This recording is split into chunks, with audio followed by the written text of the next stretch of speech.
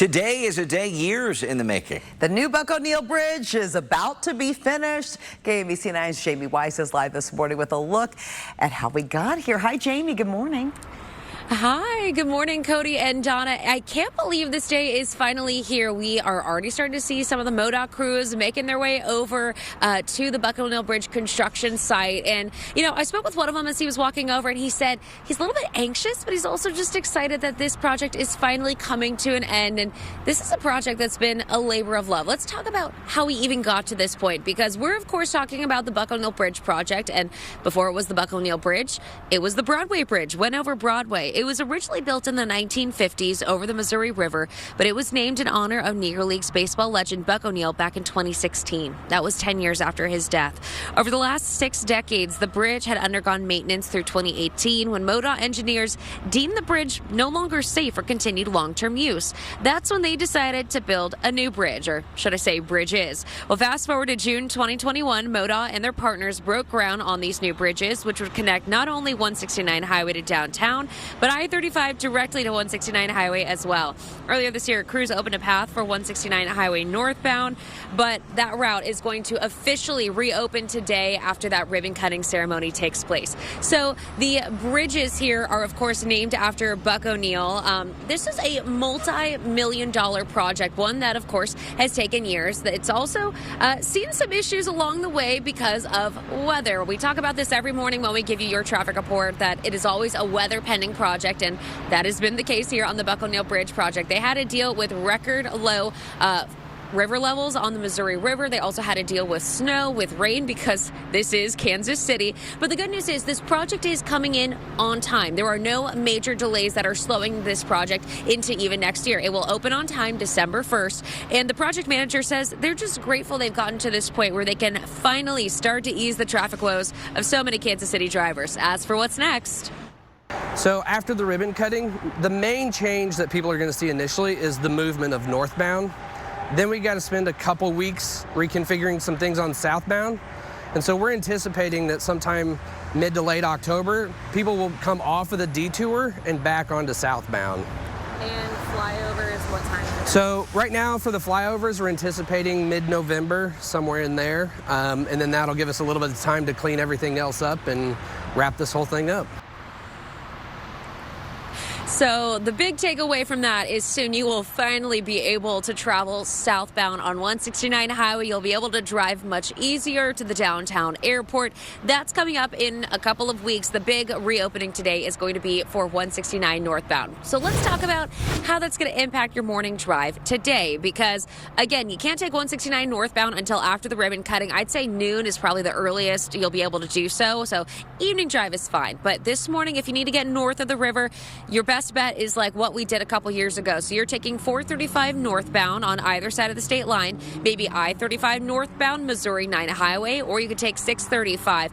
Also keep in mind, if you're traveling in and around the downtown loop, we are going to see some closures in the area, especially near this construction project. So if you're traveling on Broadway, for example, once you get to 6th Street, which is going to be just over our shoulder here, they've actually shut down the road. So you're not going to be able to travel over the bridge. You're not going to be able to loop back onto I-35. You're going to have to go down to Main, loop around that way.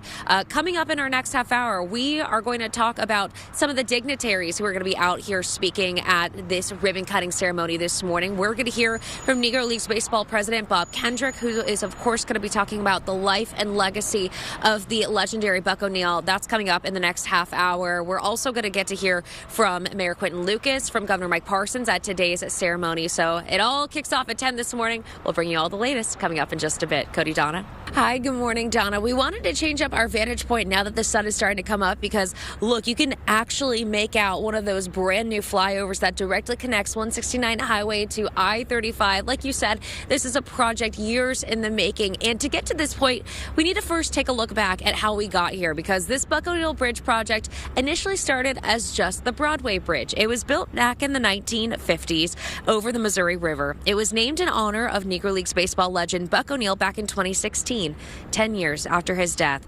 Over the last 6 decades, the bridge has undergone maintenance through 2018 when MoDOT engineers deemed the bridge no longer safe for continued long-term use. That is when they decided to build a new bridge. Fast forward to June 2021, MoDOT and their partners broke ground on the new bridges, which would connect not only 169 highway to downtown, but I-35 directly to 169 like I showed you.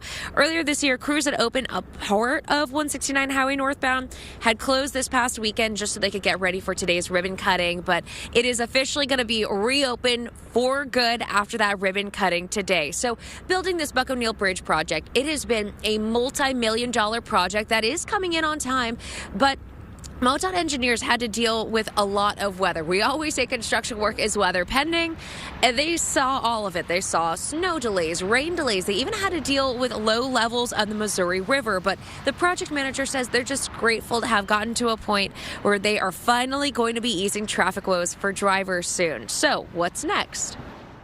So after the ribbon cutting, the main change that people are going to see initially is the movement of northbound. Then we got to spend a couple weeks reconfiguring some things on southbound. And so we're anticipating that sometime mid to late October, people will come off of the detour and back onto southbound.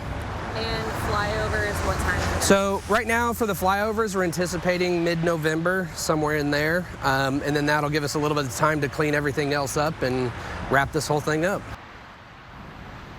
So that means December 1st, this entire project is done. All the years worth it because it's finally going to make traffic a little bit easier to get around. Southbound, you can make it a little bit easier to the downtown airport in just a couple of weeks, which is great news. But let's bring it back to today because there's clearly some traffic impacts as you're making your way out the door. If you need to head north over the Missouri River, pretend it's this time last year and you're going to have to detour around one of the other ways to get north of the river. So that includes 435 northbound, either side of the state line. You can take I-35, Missouri 9 Highway, or even 635. We also want to give you the heads up if you are in or around the downtown loop, there are some slowdowns in the area given there's some closures like along Broadway. Once you get to 6th Street, that is blocked off because of the ribbon cutting. The ribbon cutting takes place at 10 o'clock this morning. It's going to feature several dignitaries sharing speeches, including Missouri Governor Mike Parson, Kansas City, Missouri Mayor Quentin Lucas, and Bob Kendrick, the president of the Negro Leagues Baseball Museum. He was a very close friend with Buck O'Neil. We, of course, can't talk about this project without talking about the late and great Buck O'Neil. Coming up in our next half hour, we'll hear from Bob Kendrick about his lasting life and legacy. And, you know, he just said that this couldn't be possible without Buck O'Neil. So make sure you stick with us throughout the morning. We're bringing you all the information you need to know ahead of this ribbon cutting ceremony. Again, starts at 10 o'clock. You are welcome to attend if you'd like. The ceremony site opens at 9:30. That's going to be at 5th and Broadway. Donna, I'll send it back to you. Jamie. KMBC 9's Jamie Weiss is live this morning ahead of the grand opening. Of course, Jamie, since you started here at Channel 9, Buck O'Neil Bridge is something that you've been keeping tabs on. Yeah, I think that was my very first story when I first moved here, Donna. I was sent out to a groundbreaking sort of ceremony. They'd officially broken ground back in 2021, but this has been what I've been talking about when giving the morning traffic reports. So I'm going to have to find something new to talk about, Donna. But I can tell you firsthand from speaking with MoDOT engineers over the past couple of years, this has been a labor of love for everyone working on this project, and they're coming in on time with this too. They've, of course, had to deal with classic Kansas City weather, so that means snow delays and rain delays. They've even had to deal with low Missouri River levels. But all in all, the project manager says he's just grateful they've gotten to the point where they can finally ease some traffic woes soon. This is the largest project that MoDOT has done in the Kansas City area in the past 12 years. And so every day coming in, it's about these little changes, and then sometimes taking a step back and just seeing the bigger changes that have occurred. And that's why we've kind of celebrated those major milestones, because that's the moment where we can say, okay, we're really hitting what we really planned on doing. And the first step is going to be reopening northbound 169 Highway and its official resting place. It feels weird to say that, but that is where 169 Highway northbound will live from here on out. Again, that's going to open by 3 o'clock this afternoon. I just checked the latest from MoDOT. That is when they will fully reopen 169 Highway northbound.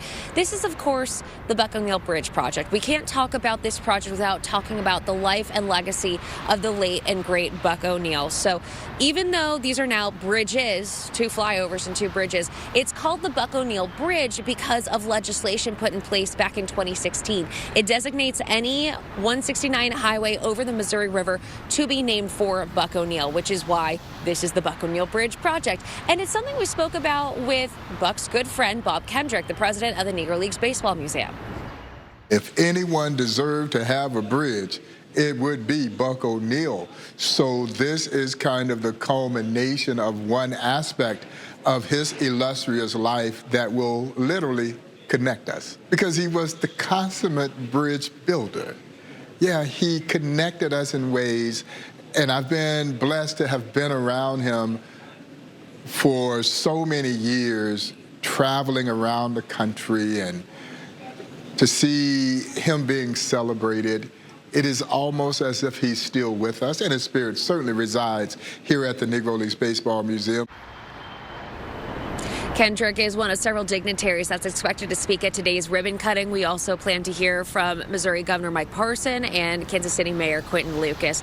And so what does all of this mean for today, for your morning drive as you're heading out the door? Well, 169 Highway has been shut down since Friday as they prepared for this ribbon cutting ceremony. So if you need to get north of the river, pretend it's this time last year, and you will need to take an alternate route like 435. You can use it either side of the state line. You can use I-35 northbound, Missouri 9 Highway to travel through North Kansas City.